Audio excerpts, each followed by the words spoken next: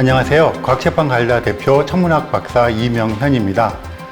오늘 여러분들과 이야기 나눌 주제는 별을 본다는 것인데요. 별을 본다고 하면 어떤 게 떠오르시나요? 이렇게 망원경을 들여다보는 천문학자의 모습, 또는 여러분들이 어디 굉장히 어두운 곳에 가서 누워서 하늘을 쳐다보는 모습, 그런 것들을 아마 자연스럽게 떠올리실 거라고 생각합니다. 이 별을 본다는 것을 가지고 조금 얘기해 볼 건데요. 이 별을 본다는 것 전에 본다는 게 뭘까 한번 생각을 해보면 좋을 것 같아요.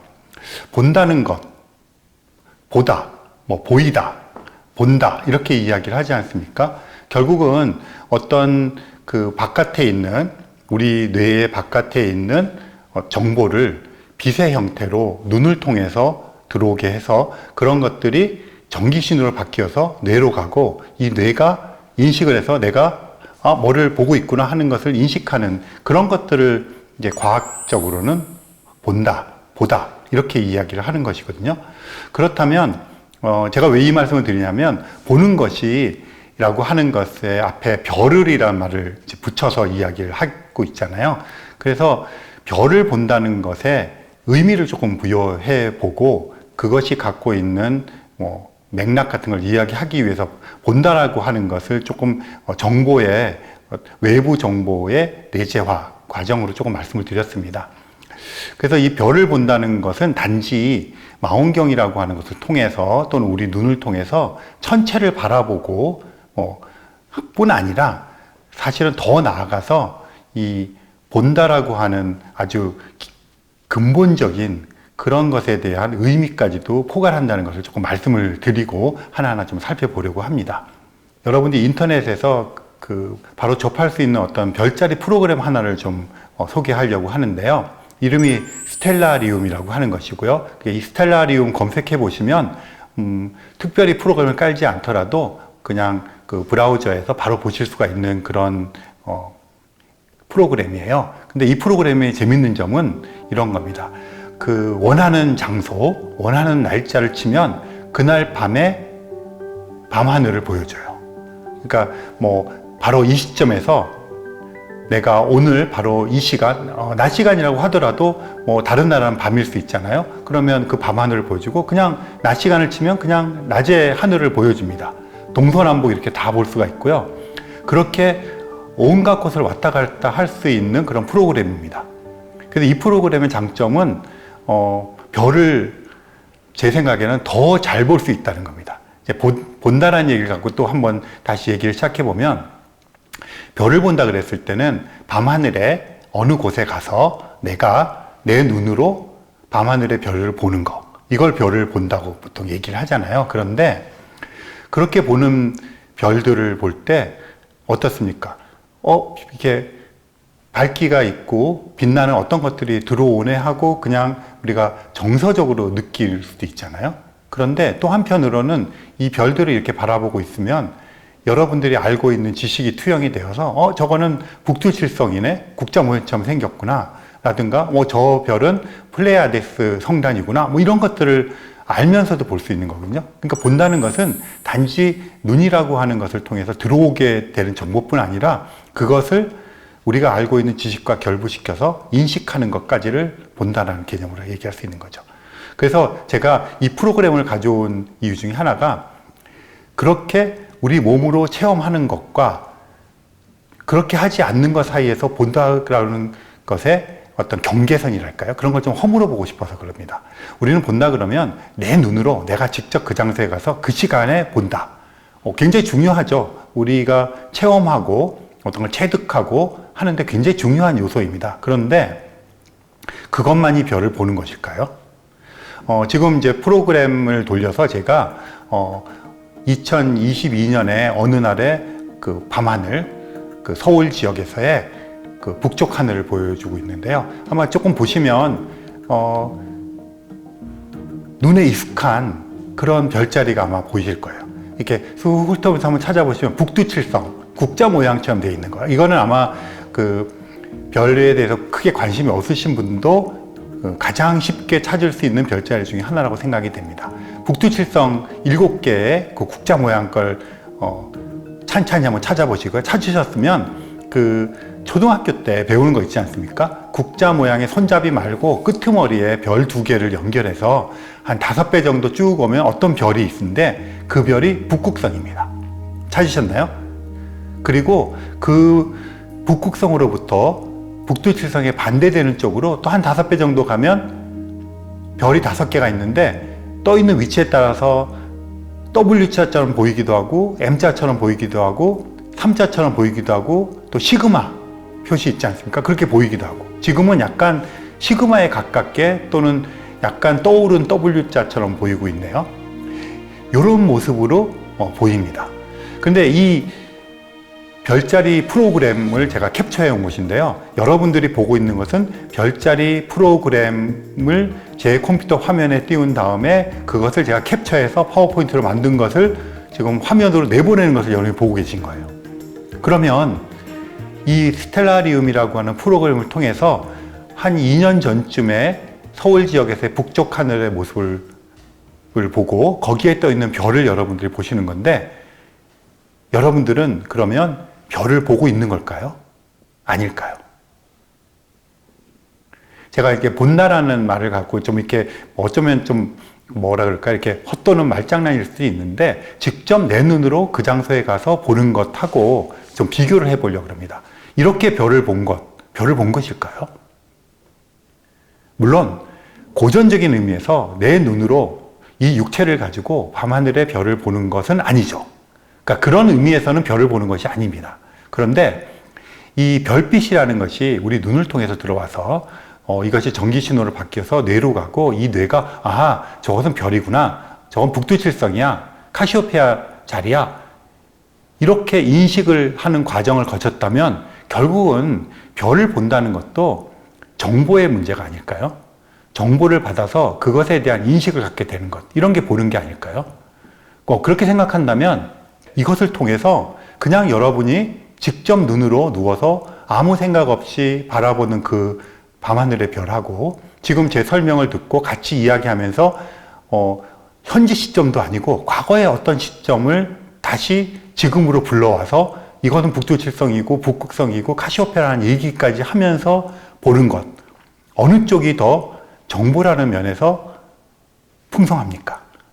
지금 이런 이야기를 하고 있는 것이 풍성하지 않습니까? 그렇다면 별을 더 잘 본다고 했을 때 우리 눈으로 직접 본 것만을 고집하기에는 정보란 면을 강조하자면 이런 것도 별을 보는 것이 아닐까요? 이렇게 생각할 수가 있을 겁니다.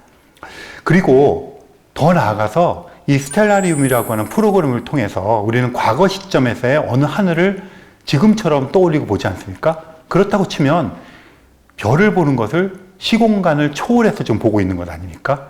시공간을 초월한 별에 대한 정보를 받아들이고 있는 거죠. 그렇다면 어느 것이 더 별을 잘 보는 것일까? 이런 질문을 던질 때 스텔라리움을 통해서 보는 것이라고까지 얘기할 수 있을 정도 될 겁니다. 우리가 눈으로 그 밤하늘의 별을 보는 그런 즐거움, 그런 정서적인 것을 폄하하자는 것이 아니고요. 그만큼 본다는 것, 별을 본다는 것을 정보라는 관점에서 보게 되면 더 많은 것들을 우리가 얻을 수 있다. 이런 말씀을 드리는 겁니다. 그렇다면 좀 더 과거로 갈 수 있지 않을까요? 2022년에서 거의 200년 정도 더 되는 과거로 가서 서울의 어느 비슷한 시기 하늘을 보겠습니다. 이 스텔라리움을 가지고는요, 미래도 갈 수 있고 과거도 갈 수 있습니다.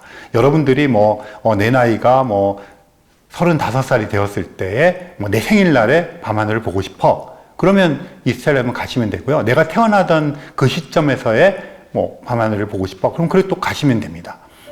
지금 보시는 건 200년쯤 전에 그 같은 장소의 서울에서의 밤하늘인데 여기서도 북두칠성, 북극성, 카시오페아 찾으실 수가 있죠. 약간 위치는 변했지만 모양은 어떻습니까? 모양은 얼추 비슷하죠. 200년이라고 하는 시간이 되어도 별자리의 모습은 사실은 크게 변하지 않습니다. 하지만 실제로는 변해요. 이 북두칠성 같은 것들도 우리가 보기에는 국자 모양으로 영원히 있는 것 같지만 사실은 가까운 별도 있고 먼 별도 있습니다. 단지 우리가 볼 때 하늘면에 투영되어 있는 거예요. 저 중에는 굉장히 멀리 있는 것도 있고 가까운 것도 있어서 입체적으로 된 것이 우리에게 투영되어 있는 것입니다. 카시오페아도 마찬가지고요. 아까 조금 전에 2022년의 하늘과 지금의 하늘을 비교해 보시면 어떻습니까? 비슷하지만 200년 전의 하늘이 조금 더 어두워 보이지 않으시나요? 200년 전에는 지금처럼 밤하늘이 환하지 않았습니다. 지금 밤하늘이 환한 이유는요, 인공적인 불빛이 많잖아요. 그래서 인공적인 불빛 때문에 밤하늘이 좀 환해지는 경향이 있는데, 200년 전의 밤하늘은 당시에는 뭐 사실 이런 전기가 보편화되지 못했던 그런 시기이기 때문에 꽤 깜깜했을 겁니다. 한번 더 옛날로 가볼까요? 2000년 전으로 한번 가볼까요? 2000년 전의 모습입니다. 북두칠성, 북극성 거의 그대로지 않습니까? 이 별들이 자기가 막 움직이긴 하는데 2000년 전이나 200년 전이나 뭐 얼추 비슷합니다. 깜깜한 정도도 보시면 2000년 전 하늘이나 200년 전 하늘이나 좀 비슷하지 않습니까? 2000년 전이나 200년 전이나 인공적인 불빛이 없기는 마찬가지인 거죠. 최근에 와서 이런 인공적인 불빛 때문에 우리가 별을 보는 것들을 많이 침해당하고 있죠. 여기서 한 가지 더 말씀드리고 다음으로 넘어가 보겠는데요.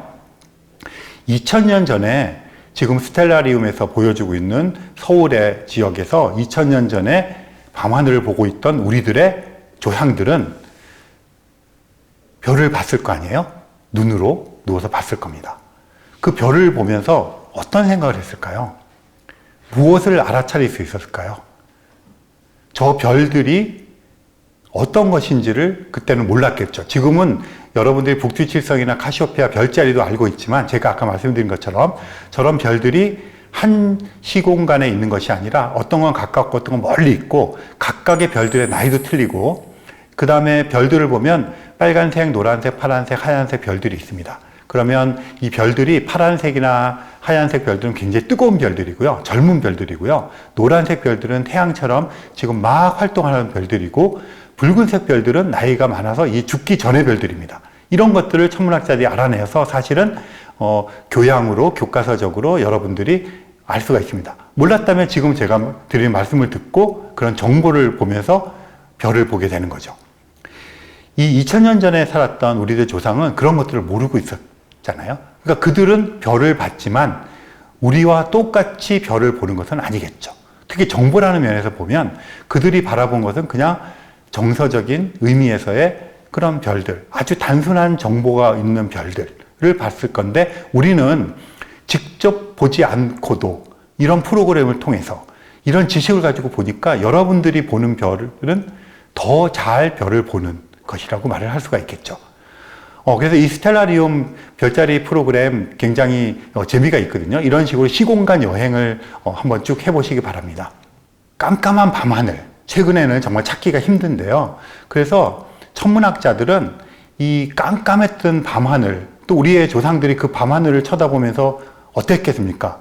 아는 것은 별로 없고 그것이 막 주기적으로 찾아오고 이런 것들을 보면서 굉장히 경이롭지 않았겠습니까? 신비롭고 하지만 또 한편으로는 두려웠을 겁니다. 굉장히 두려워했을 것이고요. 그러다 보니까 거기다가 전설을 붙이고 신화를 만들고 그러니까 종교가 되고 이렇게 해서 그런 것들에 의지해서 우리들에게 스스로의 규약을 만들고 뭐 그런 과정을 거쳐서 삶의 가치를 만들고 그런 것들이 발달되어서 문화와 문명이 되어서 오늘날 우리가 누리고 있는 이러한 과학과 기술의 문명을 건설했을 것입니다. 그래서 어떤 의미에서는 이 깜깜한 밤하늘을 보면서 우리들의 조상들이 알지 못하는 몇 가지 정보를 가지고 그것들에서 추론을 하고 해서 만들어 놓은 것들이 바탕이 된 문화와 문명의 시대에 우리가 살고 있으니까 어떤 의미에서는 그 시절에 그 깜깜했던 밤하늘은 문화유산이라고도 말을 할 수가 있을 거예요. 그런데 현대에 오면서 인공적인 불빛들 때문에 지금은 그런 것들이 사실 우리가 누려야 될 마땅한 문화유산인데 누리지 못하는 것들이 많잖아요. 그래서 다크 스카이 위크라고 그래서 전 세계적으로 그날만은 일정한 시간 동안 인공적인 불을 끄고 우리들의 선조들이 봤던 그런 깜깜한 밤하늘을 만끽하자 하는 캠페인을 하고 있습니다. 그래서 그걸 다크 스카이 위크 인식이라고 하고 있습니다. 그래서 여러분들도 이 밤하늘이라고 하는 것을 단지 별이 떠 있는 공간 그렇게 생각하기보다 우리를 우리답게 지금으로 하여금 있게 했던 그런 문화유산이라고 하는 인식을 갖게 되면 별을 보는 것이 조금 남달라질 것이라고 생각합니다. 그래서 본다는 것은 그냥 우리가 물리적으로 보는 것을 넘어서서 인식을 가지고 정보를 내재화시켜서 나의 어떤 태도로 견해로 갖게 되는 그런 것들까지를 포괄하는 것이 어쩌면 별을 본다는 것이고요. 우리들의 선조들이 별을 단지 그것에 어떤 물리적인 그런 것을만 보지 않고 의미를 부여하고 함으로써 지구의 문명이 이루어졌다. 이렇게 이야기를 하면 좋을 것 같습니다. 아까 북두칠성 얘기했는데요. 제가 칼 세이건이 쓴 코스모스란 책 393페이지에 있는 그 그림을 좀 빌어서 설명을 드리겠는데 북두칠성이 한 장소에 딱 갖춰져 있는 것은 아니라고 말씀을 드렸잖아요. 이게 멀리 있는 거 가까이 있는 거 이렇게 되어 있을 겁니다. 그리고 이 별들이 각기 자기의 고유한 속도로 고유한 방향으로 막 움직여요. 그런데 아까 2000년 전이나 지금이나 200년 전이나 북두칠성의 모양은 거의 변함이 없었잖아요. 그 사실은 한 5000년쯤 전으로 돌아가서 특히 우리나라에서 많이 발견되는 고인돌 있지 않습니까? 그럼 고인돌의 그 덮개에 구멍이 좀 뚫려 있는데 이게 북두칠성처럼 7개의 구멍을 뚫어놓고 한 것들이 꽤 있답니다. 근데 그것들이 그냥 그 당시에 살고 있던 우리들의 조상들이 그냥 막 뚫어놓은 거라고도 할 수 있지만 거기에 보면 북두칠성을 뚫어놨을 가능성이 꽤 높다고 합니다. 그런데 거기 있는 모습도 지금 우리가 보고 있는 북두칠성과 그렇게 다르지가 않아요. 그 말은 5000년 정도 시절이 되어도 그닥 변화가 없다는 거죠. 이유는 너무나 멀리 있기 때문에 그들의 움직임들이 작은 움직임으로 우리에게 목격되는 것이죠. 그런데 이렇게 생각해 볼 수 있죠. 하지만 우리는 그 북두칠성을 보면서 시공간을 초월해서 그것들을 더 잘 볼 수가 있습니다. 일단 우리가 북두칠성을 보고 있는데 북두칠성을 가운데 두고 저 반대쪽에 또 다른 외계인이 있다면 그들이 북두칠성을 보면 어떻게 보일까요? 우리가 보는 것과는 거울처럼 좀 이렇게 대칭적인 그런 모습을 보게 될 거고요. 그 사이에서 보게 되면 북두칠성 모양이 아니라 막 지그재그로 되어 있는 모양을 볼 겁니다. 그러니까 공간적인 이런 것이 우리가 투영되어 있다는 것을 알고 북두칠성을 보는, 그러니까 이거는 우리가 별을 더 잘 보는 영역에 속하겠죠. 그러면 이제 질문이 5000년 정도 가지고는 북두칠성의 모양이 그다지 변하지 않았다 이렇게 말씀을 드렸는데 그러면 얼마나 시간이 지나야 이 북두칠성의 모양이 우리가 보는 국자 모양과 달라져 보일까? 칼 세이건이 코스모스란 책에 자신이 컴퓨터로 시뮬레이션 했던 결과를 실어놨는데요. 한 50만 년? 100만 년 정도의 시간이 지나야 이 국자 모양이 흐트러져서 지금과는 사뭇 다른 모양이 된다고 합니다. 그러니까 이게 우주 스케일에서 이런 것들을 우리가 그냥 북두칠성의 모양만 보고는 상상하기 힘든데 이런 것들의 각각의 별들의 움직임과 속도와 가는 방향 같은 것들을 관측을 해서 그런 것들로부터 컴퓨터 시뮬레이션을 해서 천문학자에 만들어 놓은 것을 통해서 이런 설명을 듣고 바라보면 북두칠성이 좀 달라 보이지 않겠습니까? 그래서 별을 본다는 것은 아는 만큼 별을 보고 그만큼 우리의 인식이 바뀔 수 있다. 이런 것들을 얘기해 주는 것입니다. 지금까지 이제 주로 눈으로 별을 보는 것에 대해 말씀을 드렸는데요. 이 망원경으로 별을 본다는 것으로 한번 넘어가 보겠습니다. 별을 보는 것의 전통적인 것은 한참 오랜 세월 동안 우리는 우리들의 눈을 통해서 별을 봐왔습니다. 그럴 수밖에 없었겠죠. 그런데 1609년에 갈릴레오 갈릴레이라고 하는 천문학자가 네덜란드에서 망원경이 발명되었다는 소식을 듣고 자기 자신이 스스로 망원경을 만들어서 별을 보기 시작했습니다. 어떤 일이 벌어졌을까요? 이 갈릴레오 갈릴레이는 자기 자신이 망원경을 만들었는데 이분은 과학자잖아요. 그리고 또 실제로 콤파스 같은 걸 만들어서 군에다 납품을 하던 공학자, 기술자이기도 합니다. 그래서 이 망원경을 만들었는데 이 망원경을 만들어서 밤하늘을 봤죠. 그 당시로서는 세계 최고 성능의 망원경을 만들었고요. 별을 보기 시작했는데 굉장히 재밌는 현상들을 발견했어요. 일단 달을 봤는데요. 맨눈으로 달을 보면 어떻습니까? 약간 얼룩얼룩한 것까지는 맨눈으로 구분할 수가 있는데 망원경을 통해서 달을 보면 크레이터라고 하죠. 주로 어떤 다른 천체들이 달 표면에 충돌해서 생긴 그런 어떤 흔적들인데 달에 크레이터가 있다고 하는 것을 발견하게 되었습니다. 그래서 그걸 다 스케치를 해서 그림으로 그려 놓으셨고요. 그걸 책으로도 쓰셨습니다. 그리고 또 갈릴레오가 망원경으로 본 것이 또 태양을 봤는데요. 흑점이라고 하는 것을 발견했습니다. 이게 굉장히 중요한 것인데요. 우리 눈으로 보이지 않던 현상을 본 겁니다. 왜 이게 중요하냐면 우리 눈에 보이는 것이 다가 아니다 하는 것을 이야기해 주는 것이죠. 우리 눈에는 보이지 않지만 우리 눈의 어떤 한계 때문에 보이지 않지만 이 자연이라고 하는 것은 이 세상이라고 하는 것은 단지 눈에 보이는 것뿐 아니라 눈에 보이지 않는 실존하는 세계가 있다 하는 것을 망원경을 통해서 확인하는 것이죠. 달이라고 하는 것이 매끈매끈한 것이 아니라 크레이터가 있다. 태양도 마찬가지로 매끈매끈한 것이 아니라 흑점이 있다 하는 것을 실증적으로 관측을 통해서 알게 된 것이죠. 이게 왜 중요하냐면 그때 당시 사람들이 가지고 있던 세계관을 송두리째 무너뜨릴 수 있는 아주 강력한 증거가 되었기 때문입니다. 당시 세상을 지배하고 있던 세계관, 우주관은 이런 거죠. 아리스토텔레스의 세계관과 기독교적인 세계관이 합쳐져 있어서 하늘은 이상적이고 땅은 불완전한 거예요. 그러니까 하늘에 있는 모든 것들은 동글동글해야 되고 매끈매끈해야 되고 변하지 않은 불변이어야 되는데 달을 관측했더니 이건 하늘에 떠 있는 천상의 세계 아닙니까? 그런데 크레이터가 있어요. 울퉁불퉁하다는 얘기죠. 이거는 용납할 수 없는 거죠. 태양에 흑점이 있습니다. 태양같이 거룩해야 되는 것들, 완벽해야 되는 것에 얼룩이 있다. 이것도 말이 안 되는 거죠. 그래서 이게 타격이 오기 시작했고요. 목성을 관측합니다. 목성을 관측했더니 목성 주위를 두는 4개의 위성을 발견했습니다. 이걸 우리가 흔히 갈릴레오의 4대 위성 그렇게 부르는데요. 이 위성을 발견한 게 또 큰일입니다. 당시는 지구가 우주의 중심이었거든요. 그러니까 지구를 중심으로 모든 것이 돌고 있어야 돼요. 그런데 목성이라고 하는 지구를 돌고 있는 행성 주위에 그 행성을 도는 또 다른 세계가 있다? 목성이라고 하는 독립된 세계가 있다고 하는 것은 지구의 권위를, 우주의 중심으로서의 지구의 권위를 떨어뜨리는 것이죠. 이렇게 되니까 굉장히 뭐라 그럴까요? 당시의 세계관에, 우주관에 큰 충격을 주는 사건이 벌어지기 시작합니다. 이게 왜 가능했을까요?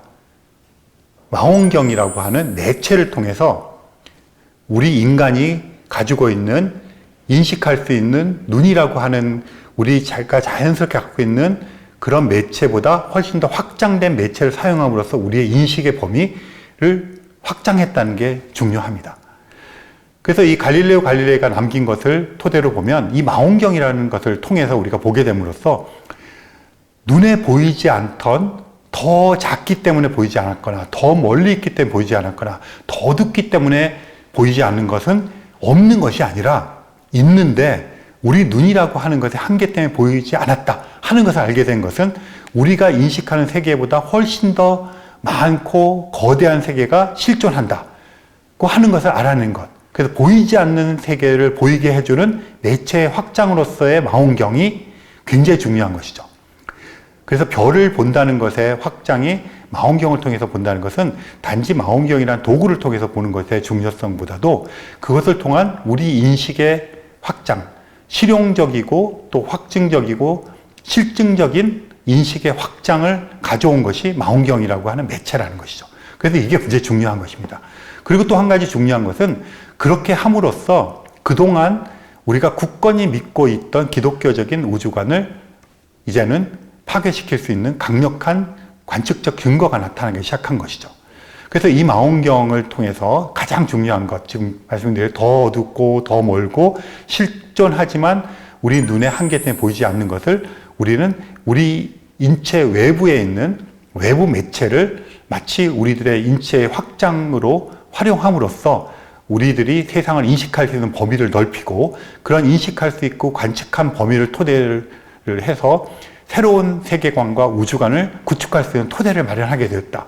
이게 망원경을 통해서 별을 본다는 것에 엄청나게 중요한 사실입니다. 물론 망원경을 통해서 천체를 더 자세히 관측함으로써 천문학적인 발전이 비약적으로 늘어나게 되었죠. 지식도 늘어나게 되었고요. 그것을 통한 관측 결과를 해석하기 위한 이론도 발전했고요. 하지만 저는 단지 별을 본다는 것이 천문학자들이 천문학적인 연구의 완성도를 높여가는 것에 그치지 않았다고 생각하고요. 인류 역사상 가장 중요한 어떤 문명에 있어서 또는 문화에 있어서 우리 인류의 인식에 있어서 세계관의 변화에 있어서 가장 중요한 순간을 꼽으라 그러면 저는 망원경을 통한 세상 바라보기라고 얘기할 수 있을 것 같다고 생각합니다. 그러니까 우리는 생물학적으로 한계를 갖고 태어났죠. 그렇지만 비행기를 만들어서 우리 날아갈 수 있게 되었고요. 로켓을 만들어서 우주로 나갈 수 있게 되었고요. 잠수함을 만들어서 해저로 들어갈 수 있게 되었습니다. 배를 만들어서 바다를 나갈 수 있게 됐고요. 이런 매체들을 사용하는 것을 통해서 우리의 이동의 자유로움을 얻게 되었는데, 인식의 자유로움과 인식의 확장을 얻게 되는 첫 단계가 망원경과 또 하나 더 하자면 현미경, 이런 매체들을 우리 것으로 확장했다는 데 그 의미가 있다고 생각하겠습니다. 이 망원경이 1609년에 갈릴레오 갈릴레이에 의해서 만들어져서 그렇게 천체를 바라보게 되는데요. 그 이후로 400년이 넘게 지금까지 오면서 이 망원경은 정말 그야말로 비약적인 발견을 하게 됩니다. 1929년에 미국의 캘리포니아주의 윌슨산 천문대라는 곳에서 허블이라고 하는 천문학자가 거기 있는 망원경을 사용을 해서 또 한 가지의 획기적인 인류의 역사를 바꿔놓는 그러한 발견을 하게 되는데요.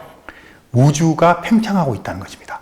지금 흔히 오늘날 우리가 살고 있는 우주는 점점 커지고 있다, 이런 말 들어보셨죠? 빅뱅 우주론이라고 부릅니다. 우주가 가만히 있는 것이 아니라 시간에 따라서 점점 커지고 있다는 것이죠. 이게 우리가 지금 알고 있는 현재 우주의 모습인데요. 그것을 관측적으로 발견한 것이 1929년 윌슨산 천문대에서 허블의 발견입니다. 이때 허블이 사용한 망원경이 당시에 가장 컸던 망원경이고 2m가 넘습니다. 직경이. 갈릴레오 갈릴레오가 사용했던 망원경은 한 5cm 정도 되는 직경의 반사경인데 비해서 얼마나 커진 겁니다. 망원경이 커졌다는 얘기는 두 가지를 얘기할 수 있는데요. 더 어두운 것을 볼 수 있다. 그 다음에 더 먼 것을 볼 수 있다. 그러니까 망원경은, 좋은 망원경 그러면 무조건 큰 망원경이 좋습니다. 우리가 눈이 점점 커졌다고 생각하시면 됩니다. 그래서 더 큰 망원경은 더 멀리 있는 것, 더 어두운 것을 볼 수 있다. 그 말은 뭐냐면 그전에는 보지 못했던 더 멀리 있고 더 어두운 것을 우리가 인지할 수 있고 인식할 수 있게 되었다 하는 것이죠. 그러니까 이 망원경을 통해서는 더 멀리 떨어져 있는 천체를 관측할 수 있고요. 그러다 보니까 우주의 기원에 대한 것을 더 자세하게 볼 수가 있게 되니까 우리로 하여금 더 확장된, 더 멀리 있는 우주를 알게 되게 하는 역할을 한 것이죠. 현재 지구상에서 가장 강력한 망원경은 칠레에 있는데요. 유럽 연합에서 만든 유럽 남천문대인데 8m짜리, 직경이 8m짜리 망원경을 4대를 연결해서 마치 직경이 16m 정도 되는 망원경, 아까 5cm의 갈릴레오 망원경에서 2m가 넘는 1929년에 윌슨산 천문대 망원경에서 현재 가장 강력한 망원경 중에 하나인 8m짜리 4대를 연결시킨 거의 16m급의 유럽 남천문대 망원경을 비교해 보시면 이 망원경은 정말 훨씬 더 멀리 있고 훨씬 더 어두운 걸 관측을 하게 되지 않겠습니까? 그만큼 우리가 더 멀리 있는 우주로 우리들의 인식을 확장시킬 수 있고요. 그 확장은 단지 관념적인 확장이 아니라 실제로 우리가 눈으로 보고 관측하고 데이터를 얻고 하는 아주 실증적인 데이터거든요. 그러니까 실증적인 의미에서 우리의 인식 범위를 넓힌다. 그러면 당연히 거기에 맞춰서 우리가 세상을 인식하는 방식, 우리들의 세계관, 우주관도 바뀌어야 되겠죠. 그래서 이렇게 망원경을 통해서 별을 본다는 것은 그냥 어마어마한 우리들의 인식의 변화를 통한 세계관의 변화를 늘 이끌어 왔다고 말씀을 드리겠습니다. 그렇다면 천문학자들은 어떻겠습니까? 항상 더 큰 망원경을 추구하겠죠. 제가 그동안에 있는 망원경과 앞으로 계획되고 있는 망원경을 비교하는 그림을 하나 가져왔는데요. 현재 망원경은 4대가 붙어 있는 VLT라고 하는 베리 라지 텔레스코프, 아주 큰 망원경이라고 하는 우스꽝스러운 이름인데요. 그 망원경 8m짜리 4개를 모은 것들을 보여드리고 있는데, 현재 건설되고 있는 것은 이 8m짜리 망원경을 7개를 붙여서 거의 25m가 되는 망원경으로 하는 것들 지금 건설 중에 있습니다. 이 망원경은 그레이트 마젤란 텔레스콥이라고 부르는 것인데요. 한 2029년 무렵에 완성될 것으로 생각이 되는 세계 최대의 이제 망원경이 될 예정입니다. 근데 이 망원경에는 우리나라도 일정 부분 지분을 가지고 참여를 하고 있습니다. 그래서 2029년에 완공이 되고 나면 우리나라 천문학자들이 이 망원경의 지분에 따라서 우리에게 할당된 날짜 동안 마음껏 쓸 수 있는 그런 기회가 오게 되면 또 그 데이터를 사용해서 또 굉장히 많은 새로운 발견들을 하게 될 겁니다. 망원경이 커진다는 얘기는 더 어두운 것과 더 멀리 있는 것을 보게 된다고 말씀드렸잖아요. 그 말은 뭐냐면 그 전에 사람들이 보지 못했던 것을 본다는 얘기입니다. 그 말은 세계 최초로 보지 못했던 새로운 것을 본다는 얘기잖아요. 새로운 것을 보면 새로운 해석을 해야 되고요. 그렇다면 새로운 관측 결과를 얻는 것이 되니까 항상 또 다른 해석을 낳고 우리의 인식 범위가 그만큼 또 넓어지고 그것을 바탕으로는 우리의 세계관이 또 바뀌게 되겠죠. 그래서 망원경을 통해서 별을 본다는 것, 더 큰 망원경을 통해서 별을 본다는 것은 이러한 아주 거대한 의미를 가지고 있습니다. 그 다음에 굉장히 작은 망원경들을 막 엄청나게 붙여놓은 것들 옆에 보시잖아요. 저것들은 아직 실제로 건설되고 있지는 않지만 이제 앞으로 건설할 예정인 그런 망원경들입니다. 이렇게 천문학자들이 현재도 큰 망원경을 가지고 있음에도 불구하고 점점 더 큰 망원경을 보려고 하는 것은 더 멀리, 더 과거, 더 어두운 것을 통해서 우리 우주의 기원, 처음 태어나는 별, 처음 태어나는 은하, 우주가 태어나는 그 순간까지도 실증적으로 관측을 해서 우리들의 기원에 대한 우리들 좀 더 확실하게 알아보고자 하는 그런 노력의 일환이라고 생각을 하시면 좋겠습니다. 하늘을 바라보고 망원경을 보는데 지금까지 말씀드린 것은 여러분들이 흔히 상상하는 망원경입니다. 눈으로 보이는 영역을 관측하는 망원경인데요. 이런 망원경을 우리는 흔히 가시광선 망원경, 조금 줄여서 광학 망원경 그렇게 부릅니다. 여러분들이 눈을 갖다 대면 볼 수 있는 것이죠. 그래서 우리 눈이 볼 수 있는 한계를 더 멀리까지 확장시키는 것이 광학 망원경인데요. 우리 눈이 아무리 큰 망원경을 통해서 본다 하더라도 죽었다 깨나도 볼 수 없는 영역이 있습니다. 빛이라고 하는 게 있잖아요. 근데 이 빛을 조금 더 전문적인 말로 전자기파 이렇게 부릅니다. 무슨 말이냐면 빨주노초 파남보 이렇게 무지개 빛깔 이런 것들을 우리 눈이 인식할 수 있는데 그것을 눈이 볼 수 있다고 해서 가시광선 영역, 줄여서 광학 영역 이렇게 부릅니다. 그런데 적외선, 자외선 이런 말씀 들어보셨죠? 적외선은 빨간색보다 파장이 조금 더 긴 빛을 적외선이라고 부릅니다. 자외선 빛은 파란색보다 보라색보다 파장이 조금 더 짧은 빛을 자외선이라고 부릅니다. 그보다 더 짧은 빛을 우리가 X선, 그보다 더 짧은 파장의 빛을 감마선, 그 다음에 적외선보다 조금 더 파장이 긴 빛을 X선 이렇게 부릅니다.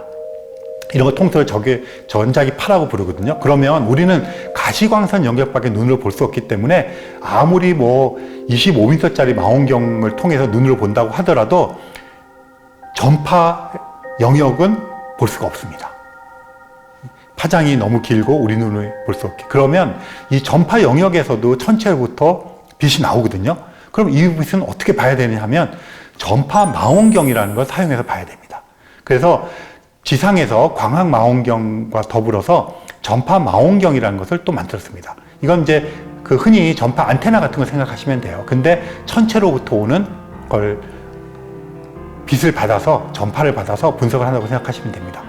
1920년대, 30년대부터 이 전파 망원경을 사용하기 시작했는데 이 전파 망원경도 역시 크면 클수록 좋습니다. 왜 그럴까요?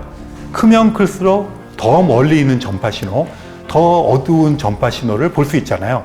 그래서 천문학자들은 광학 망원경과 마찬가지로 더 크고 더 큰 전파 망원경을 만들려고 노력을 해왔습니다. 현재 세계에서 제일 큰 전파 망원경 중국에 있는데요. 무려 직경이 500m가 넘습니다. 500m가 넘으니까 엄청나게 멀리 있고 엄청나게 희미하고 어두운 전파 신호를 포착할 수 있습니다. 그렇게 되면 우주의 초기 별이 탄생한 순간을 포착할 수 있어서 우리들의 인식의 실증적인 범위를 넓힐 수가 있겠죠. 그런데 이렇게 커다란 망원경을 통째로 하나를 만들기가 기술적으로 쉽지가 않습니다. 그래서 천문학자들은 작은 망원경을 여러 대를 만들어 붙이는, 아까 광학 망원경에서도 GMT 기억하시나요? 8m짜리 망원경을 7대를 갖다 붙여서 25m 정도를 만들었잖아요. 그렇게 전파 망원경에서도 작은 것들을 만들어서 붙여서 여러 대의 망원경을 엮어서 만드는 그런 것들을 선호하고 있습니다. 그렇게 하면 아까 500m짜리 중국의 망원경이라고 그랬잖아요. 지금 미국의 뉴멕시코 주에 가면 VLA라고 하는 전파 망원경이 있는데, 얘네들은 25m짜리 망원경을 막 여러 대를 묶어서 만든 망원경인데요. 이것을 쭉 펼쳐놓으면 거의 30km가 넘게 퍼지니까 30km가 넘는 망원경을 갖게 되는 셈입니다. 그럼 어떻게 됩니까? 더 멀리 있는 것을 볼 수가 있겠죠. 네, 그래서 이런 망원경은 아까도 말씀드렸지만 크면 클수록 좋다, 이렇게 말씀을 드릴 수가 있겠습니다. 그런데 지금 제가 망원경을 얘기했는데, 망원경은 크면 클수록 좋고 그러면 더 어둡고 더 먼 것을 볼 수 있다, 이렇게 말씀을 드렸는데요. 그 전파 망원경하고 광학 망원경은 지상에서 만들었습니다. 왜 그러냐면 우리가 대기라는 것이 있어요. 지구 대기가 있는데 이 지구 대기를 전자기파가 통과를 하는데, 전파라든가 감마선이라든가 적외선이라는 자외선들은 이게 전부 또는 일부가 흡수가 됩니다. 그런데 광학 영역이나 전파 영역은 대기를 투과해서 지상까지, 지구 표면까지 빛이 내려오거든요. 그래서 지상에다가 광학 망원경이나 전파 망원경을 세워서 관측을 합니다. 그러면 효과적으로 자외선이나 적외선이나 X선이나 이런 걸 관측하려면 어떻게 되겠습니까? 지구 대기 밖으로 나가야 됩니다. 지구 대기 밖으로 인공위성을 쏘고 그 인공위성에 망원경을 달아서 관측하는 것을 우리가 우주 망원경, 그렇게 부릅니다. 우주 망원경 중에 가장 대표적인 게 허블 우주 망원경입니다. 이 허블 우주 망원경을 관측을 하게 되면 대기에서 빛이 흡수되는 것들을 방해를 덜 받을 수가 있겠죠. 그러니까 훨씬 더 별을 깨끗하게 멀리까지 볼 수가 있게 됩니다. 그리고 또 한 가지는요, 아까 말씀드린 적외선 영역이라든가 자외선 영역 같은 곳을 지구의 표면에서 볼 수 없는 영역을 보게 됩니다. 그래서 이 허블 우주 망원경이 그런 영역들의 일부를 관측을 함으로써 우리들이 지상에서 볼 수 없는 영역까지를 관측을 하는 것을 할 수 있게 했습니다. 그런데 자외선, 적외선, 전파, 가시광선 영역을 다 관측하는 것이 굉장히 중요합니다. 왜냐하면 사람도 그렇지만 어떤 사람을 바라볼 때 그 사람의 한 가지 단면만 봐서는 그 사람을 파악하기 힘들지 않습니까? 이 사람의 성격도 보고, 체구도 보고, 심성도 보고, 여러 가지를 한꺼번에 봐야 이 사람에 대해서 진짜로 우리가 안다고 말을 할 수가 있는데, 그러자면 이 별이라고 하는 것, 천체라고 하는 것은 적외선에서도 빛을 내고요, 자외선에서도 내고, X선에서도 냅니다. 그러니까 어떤 천체를 우리가 온전히 파악한다고 하는 것은 이렇게 여러 파장에서의 빛을 다 두루두루 관측을 해야만 그야말로 이 천체를 종합적으로 관측하고 우리가 파악했다, 이렇게 말할 수 있지 않겠습니까? 그래서 전파 망원경, 광학 망원경, 우주 공간에 떠 있는 적외선 망원경, 자외선 망원경을 다 사용하는 것이 굉장히 중요합니다. 그래서 이 허블 우주 망원경을 통해서 여러 관측을 하게 되었고요. 그래서 이 허블 우주 망원경을 통해서 우리가 지구상에서 볼 수 없는 영역까지도 관측을 하게 됨으로써 정말 매체를 통한 인식의 확장을 이제는 다른 파장까지도 연결할 수 있게 되었고, 이렇게 됨으로써 우리는 우주 속에서 인간의 자리매김을 할 수 있고 우주의 기원을, 생명의 기원을 파악할 수 있는 그런 것까지 나아가게 되었습니다. 그리고 점점 더 발달되는 그런 망원경을 통해서 우리들의 인식은 점점 더 확장이 되어가고 있습니다. 네, 이런 걸 생각을 해보면 앞으로 천문학자들이 별을 본다고 할 때 매진하는 것은 뭐가 되겠습니까? 지상에 있는 망원경이든 전파 망원경이든 우주 망원경이든 점점 더 큰 망원경을 계속해서 만드는 작업을 하고 있고 하게 될 것이고 할 계획이라고 하는 것을 단박에 아시겠죠. 그래서 실제로 이 허블 우주 망원경이라는 것이 1990년에 발사가 되어서 우리가 인식하지 못하는 범위까지를 쭉 넓히는데 큰 기여를 하고 했다면 사람들은 그렇다면 지상에서도 우리가 점점 더 큰 망원경을 만들고 있는데 그렇다면 우주 공간에서도 더 큰 우주 망원경을 만들어야지 하는 이야기를 당연히 하겠죠. 그래서 제임스 웹 우주 망원경이라는 것을 만들어서 발사를 했습니다. 이 망원경은 여러 개의 작은 망원경을 이어 붙인 것입니다. 예전 같으면 이제 망원경 그러면 눈으로 보는 하나의 통짜 망원경을 생각하실 수 있는데 최근의 망원경의 추세는 전파 망원경이든 광학 망원경이든 우주 망원경이든 작은 망원경을 여러 개를 붙여서 큰 망원경을 구축하는 것입니다. 제임스 웹 우주 망원경이 지금 현재 우주 공간에 올라가 있는 가장 큰 망원경인데요. 6.4m입니다. 허블 우주 망원경이 2m가 조금 넘거든요. 그러니까 어떻겠습니까? 더 어두운 것, 더 멀리 있는 것을 볼 수 있으니까 훨씬 더 우리의 인식을 확장하는데 기여했겠죠. 그런데 이 제임스 웹 우주 망원경은 더 중요한 것이 있습니다. 허블 우주 망원경에서 크다 이것뿐 아니라 이것이 가지고 있는 또 한 가지의 중요한 요소는 적외선 관측을 더 많이 할 수 있다는 것입니다.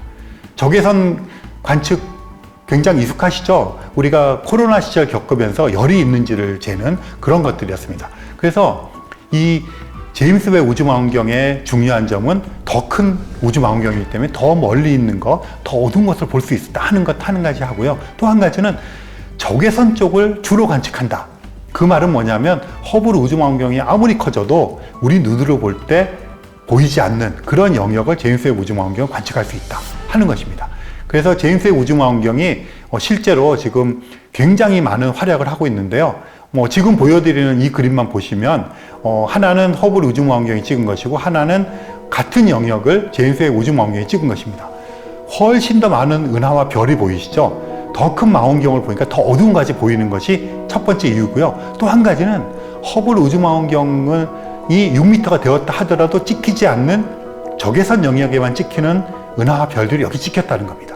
그래서 이 제임스 웹 우주 망원경은 파장 영역에서 또 다른 세계를 제쳤다 이렇게 말씀을 드릴 수 있습니다. 제가 제임스 웹 우주 망원경이 지금까지 보내준 사진 몇 장을 보내면서 이 강의를 마무리해 보도록 하겠습니다. 제임스 웹 우주 망원경이 엄청나게 많은 사진들을 초창기에 보내줬는데요. 지금 보시는 이 사진은 별이 막 탄생하는 영역을 보여준 것입니다. 그런데 이런 별이 탄생하는 영역을 보여주는 것도 적외선 관측을 했다 그랬잖아요. 그래서 이게 얼마나 굉장히 우리가 중요한가 하는 걸 보여주는데요. 지금 막 손가락처럼 보이는 이것이 창조의 기둥이라고 해서 별이 탄생하는 지역을 보여주는 것인데 하나가 허블 우주 망원경이 찍은 것이고 하나가 제임스 웹 우주 망원경이 찍은 것인데 허블 우주 망원경이 찍은 곳에서는 뚫고 들어가서 보지 못하는 영역을 적외선으로 보니까 별들이 막 탄생하는 것들을 볼 수가 있습니다. 이런 것들이 적외선이 가지고 있는 또 하나의 굉장히 중요한 그런 역할을 했던 것이라고 생각할 수 있습니다. 별을 본다는 것을 주제로 해서 망원경을 통해서 별을 본다는 것에 대해서 말씀을 드렸는데요. 이게 단순하게 별을 본다는 것이 중요한 것이 아니라 별을 통해서 우리가 어떤 것을 알게 되고 그 알게 됨으로써 우리의 인식의 범위를 넓혀가고 그것이 단지 천문학적인 지식을 넓혀가는 것뿐 아니라 우리들의 인식을 확장시켜서 그것이 인류의 문명을 발달시키고 우리들의 세계관과 우주관을 확장시켜서 우리의 기원에 대한 근원에 대한 것을 더 잘 알게 해주는 데까지 나아가게 되는 이런 일련의 과정에서 별을 본다는 것이 위치하고 있다 하는 것을 좀 강조하고 싶었고요.